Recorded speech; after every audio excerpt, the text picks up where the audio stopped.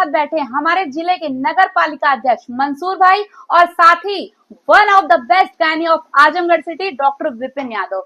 मेरठ शहर की एक लड़की जो 34 साल पहले आपके जिले में आई और जिसने बांझपन विशेषता में जिले में एक ऐसा डंका बजाया, शायद बहुत से ऐसे घर होंगे जहां उन बच्चों की किलकारियां गूंज रही होंगी जिनको बड़ी बड़ी सिटीज की गायनीज ने आईवीएफ और एडॉप्टेशन की सलाह दे दी थी। तो आइए हम पता करते हैं कि मैम का 34 साल का सफर आजमगढ़ जिले में कैसा रहा।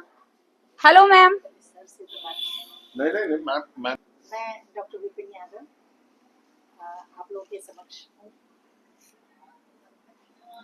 मैम ऐसे तो आपको जिले में बहुत सारे लोग जानते हैं, फेस आपका काफी पॉपुलर है और बहुत सारे लोग आपके इलाज से बहुत ही संतुष्ट हैं, बट मेरे जहन में एक सवाल आता है कि 34 साल पहले आपने आजमगढ़ सिटी को ही क्यों चुना? आपके अंदर इतनी प्रतिभाएं थी, आप चाहती तो किसी बिग सिटी में भी अपने आप को स्टेबल कर सकती थी, बट आपने आजमगढ़ को चुना, इसके पीछे क्या कारण रहा? 34 साल पहले नहीं, 36 साल पहले 1990 में मैं यहाँ पे आई थी। शादी तो मेरी 87 में हो गई थी। यहाँ आने का कारण यही था। वैसे तो मैं मेरठ को बिलोंग करती हूँ और इलाहाबाद से मेरी सारी एजुकेशंस रही, मेडिकल की एजुकेशंस। बाकी मेरी पश्चिमी उत्तर प्रदेश की सारी एजुकेशंस हैं।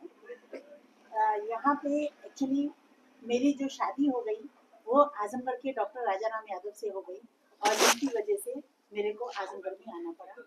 और वो क्योंकि अपने पेरेंट्स के इकलौते बच्चे थे, ना कोई और बहन थी ना कोई और भाई था, तो पेरेंट्स की वजह से यहाँ रहना हम लोगों की मजबूरी हो गई थी और फिर हम लोगों ने यहीं पे अपने आप को सेटल करने की सोची। और मैम जैसे कि सुना जाता है, ऐसे तो मेडिकल प्रोफेशन बहुत अच्छा है, बट जो गायनी जो विभाग एक है, प्रसूति रोग विशेषज्ञ, ज्यादातर लोगों के मुंह से हम सुनते हैं कि डॉक्टर्स कहती हैं कि ये 24 आवर्स एक बिजी शेड्यूल होता है, तो इसके बारे में मैं जानना चाहूंगी कि आप क्या कहना चाहती हैं? हाँ, ये बिजी, मोस्ट बिजीएस्ट शेड्यूल है। इतना बिजी शेड्यूल किसी भी डिपार्टमेंट में, और मेडिकल ही नहीं, मेडिकल के अलावा किसी भी डिपार्टमेंट में इतना बिजी शेड्यूल आपको नहीं मिल सकता। कोई भी काम टलाया जा सकता है, लेकिन गायनी का जो डिलीवरी का काम है वो एनी टाइम, चाहे रात हो चाहे दिन हो, चाहे आपने खाना खाया या नहीं खाया, आप सोए कि नहीं सोए, वो ये नहीं देखता। जिस वक्त आ गया, कई बार हमारे सामने थाली भी रखी होती है, हटा के कॉल आ गई और हम चल गए। तो ये सबसे बिजी शेड्यूल है और इसको चूज करने का कारण, जब मैंने पीजी किया उस वक्त ये एक बहुत ही नोबल प्रोफेशन था। लोगों के मन में डॉक्टर्स के लिए बहुत रिस्पेक्ट थी और इतने कानूनी दाव पेच नहीं थे जो आज के टाइम में। आजकल का जो टाइम आ गया वो पेपर वर्क का टाइम ज्यादा आ गया। डॉक्टर भी अपने आप को बचा के चलते हैं कि भैया हमें कोर्ट कचहरी के चक्कर ना लगाने पड़े, कोई मॉब आए और वो हमारे यहाँ तो थोड़ा हमारे साथ मारपीट ना कर जाए। पहले टाइम में हम लोग बिल्कुल फ्री दिमाग से सिजेरियन भी मन से काम, 5 ग्राम 6 ग्राम में हमने सिजेरियन कर दिया, मरीज बच गए। आज 5 ग्राम 6 ग्राम हम लेंगे भी नहीं, क्योंकि मरीज के साथ कब कैजुअलिटी हो जाए। पहले लोग मानते थे कि भाई डॉक्टर ने कोशिश की, लेकिन आज के टाइम में नहीं मानते कि डॉक्टर ने कोशिश की।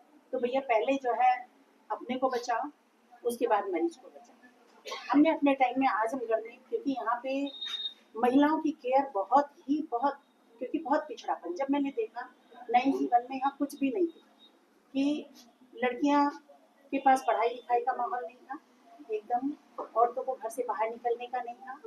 लड़कियां गाड़ी चलाना, मोटरसाइकिल चलाना और स्कूटी चलाना तो बहुत दूर की बात, साइकिल भी नहीं चला सकती। तो वो मैंने माहौल देखा, लेकिन उस वक्त हमने जो कर दिया वो कर दिया, लोगों को एक्सेप्टेड था। लेकिन आज के टाइम में कितना भी अच्छा करते रहिए, उसके बाद भी गलती डॉक्टर की नहीं। और सब कुछ इंसान के हाथ में नहीं है, जबकि हर आदमी ये जानता है, जितने आप लोग भी बैठे हो सब जानते हो कि जैसी होनी थी वैसी ही हो गई। फिर भाई डॉक्टर तो कोशिश कर रहा है ना, तो दोषी क्यों?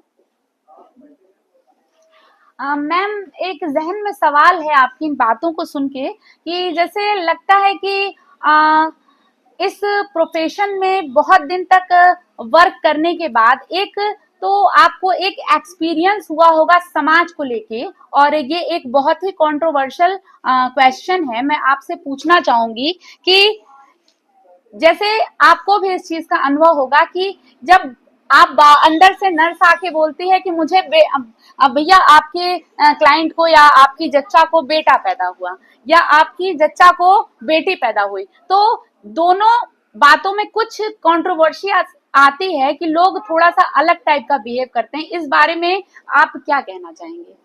हाँ, अभी भी है, पहले बहुत ज्यादा था, लेकिन है अभी भी समाज में। अभी भी रिसेंटली पहले जो सोनोग्राफी होते थे उससे लड़का लड़की जांच की होती थी, लोग बहुत अबॉर्शंस कराते थे, भ्रूण हत्या जिसको बोला जाता है। लेकिन अब हमारे डॉक्टर्स नहीं करते हैं, लेकिन पेरिफेरी में जो सोनोग्राफी खोल के बैठे हुए हैं, और उनमें मैं समझती हूँ बहुत से लोग टेक्नीशियंस ही हैं, वो लोग करते हैं। अभी भी मेरे पास कुछ दिन पहले पेशेंट आया जिसने जो है लड़की चेक करा के, 2 लड़कियां पहले थी, लड़की चेक करा के अबॉर्शन कराया और उसके बाद बिल्कुल लगभग मरती हुई हालत में ब्लीड करती हुई आई। तो हो रहा है अभी भी, लेकिन अब पहले से बहुत कम हो गया है। लड़कियों की पढ़ाई लिखाई बढ़ी है, लड़कियों का सम्मान बढ़ा है, लेकिन अभी भी जो कुछ लड़कियों को सम्मान मिलना चाहिए वो अभी नहीं है। पहले जमाने की बात अलग थी। पहले जमाने में ये था, मैं सबको समझाती हूँ चीज, कि पहले जमाने में ये था कि लड़का है तो घर में जो आपका बिजनेस है, आपकी दुकान है, आपकी खेती है, आपका जो भी काम है वो संभालेगा, लड़की अपने बाहर चली जाएगी, दूसरे घर में चली जाएगी, वो दूसरे परिवार को देखेगी। लेकिन आज के टाइम में आपके लड़के आपको छोड़ के जाते जा रहे हैं, विदेशों में बस जा रहे हैं, और माँ बाप पड़े हुए हैं अकेले, लेकिन फिर भी लड़के की चाह अभी भी लोगों में नहीं जाती। जितने आपके वृद्धाश्रम खुल रहे हैं वो लड़कों की वजह से खुल रहे हैं, ना कि लड़कियों की वजह से। अगर किसी की इंडिपेंडेंट लड़की है, केवल लड़की है, उनके माँ बाप उनके साथ रह रहे हैं, उनके साथ सहयोग से रह रहे हैं और उनकी अच्छी है। लेकिन जिनके लड़के हैं वो चारों प्रॉपर्टी के लिए लड़ेंगे और माँ बाप के साथ दुर्दशा वो रखेगा, माँ बाप को, और वो ये कंडीशन आ रही है। इसको देखते हुए आजकल लड़कियों के लिए काफी वैसे सम्मानजनक स्थिति पहले से बढ़ रही है। वेल सेड मैम, हम आपकी बात से सहमत हैं, और हमारे साथ ही बैठे हुए हैं हमारे जिले के नगर पालिका अध्यक्ष मंसूर आलम जी, जिनके पास एक नगर पालिका में अच्छा खासा ब्यौरा होता है लिंगानुपात का। ठीक, बर्थ सर्टिफिकेट ज्यादातर नगर पालिका से ही प्रेजेंट किए जाते हैं और मान्य होते हैं। तो मंसूर भाई, इस बारे में जो मैम ने अभी बताया, ये लिंगानुपात का जो मैटर, जो कंट्रोवर्सी जिले में चलती है या आसपास के जिलों में, तो आप अपनी दृष्टि से इसको क्या देखते हैं और क्या आप बताना चाहेंगे? मैं आपका भी एक दृष्टिकोण जानना चाहूंगी इस बारे में। नहीं, आपका सवाल हमारी नगर पालिका में जो नहीं, नगर पालिका से नहीं, डेथ नहीं, इशू करने का नो नहीं, मेरा सवाल ये है कि बर्थ सर्टिफिकेट आपकी नगर पालिका से इशू होता है और अब वही सर्टिफिकेट मान्य है, ठीक? तो आपके पास एक अच्छा खासा ब्यौरा होगा जिले का कि कितने बर्थ सर्टिफिकेट आपने लड़कों के बनाए हैं और लड़कियों के बनाए हैं। तो इस विगत कुछ दिनों में वो जो लिंगानुपात घटा है आजमगढ़ सिटी में, इस बारे में मैं, क्या आप मैडम की बात से सहमत हैं? नहीं, मैडम की बात देखिए बहुत ही बिल्कुल प्रूवन देखेंगे कि जमीनी हकीकत ये है कि ऐसा ही हुआ है जैसा मैडम बता रही है जी। माजी के दिनों में आप जाएंगे तो सही बात है कि लड़कियों को उतनी तरजीह नहीं दी जाती थी, लेकिन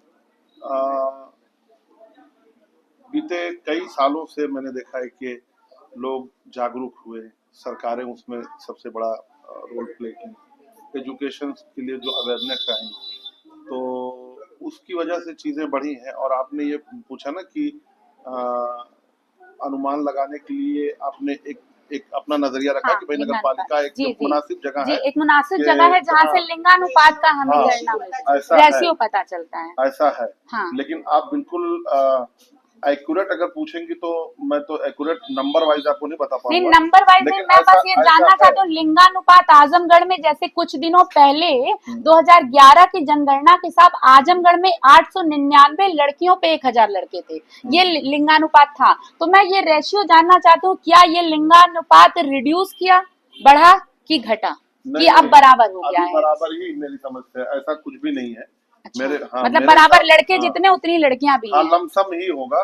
बिल्कुल एक्यूरेट 1 by 1 थोड़ी होगा, लेकिन कहीं लड़कियां अच्छा, मुझे तो जैसा कि अच्छी बात तो शायद जी लड़कियां जी ही अच्छी ज्यादा बात है। तो जैसा कि मैम की जो बातें थी उनसे ये पता चला कि जो पहले भ्रूण हत्याएं सोनोग्राफी को कराने से होती थी, और सर ने जो जैसा कि लिंगानुपात का एक स्तर बताया कि 2011 की मतगणना अब इस समय वो रेशियो बराबर हो चुका है।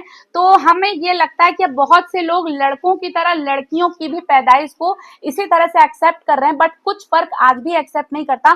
तो मैं डॉक्टर विपिन यादव से कहना चाहूंगी कि क्या आप समाज को लड़का लड़की के लिंग भेद का कोई ऐसा संदेश देना चाहेंगे कि हो सकता है कि आपकी इस बात से कुछ लोगों के दिमाग से आज ये भ्रांति दूर हो। मैम, आप क्या कहना चाहेंगी? डे टू डे में भी जो मेरे पास पेशेंट्स आते हैं जो लड़की होने पे मुंह गिरा लेते हैं, पहली लड़की में तो आई थिंक कि आज के टाइम में बहुत कम लोग मुंह गिरा रहे हैं पहली लड़की में। दूसरी लड़की होने पे बहुत से लोग मुंह गिरा लेते हैं।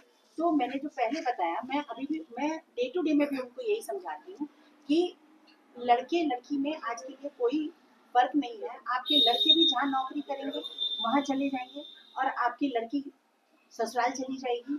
तो आपको रहना, आपको अपने लिए सोचना है, अपनी सेहत का ख्याल रखना है और अपने बारे में ज्यादा सोचना है। बच्चों की परवरिश जो आपका अपनी रेस्पॉन्सिबिलिटीज है उनको पूरा करिए और बच्चे जिस फील्ड में जाना चाहें, जहाँ जाना चाहिए उनको जाने दीजिए, क्योंकि अब घर वाला आपका इतना उतना नहीं बचा है कि उनमें उन बच्चों की परवरिश हो पाए।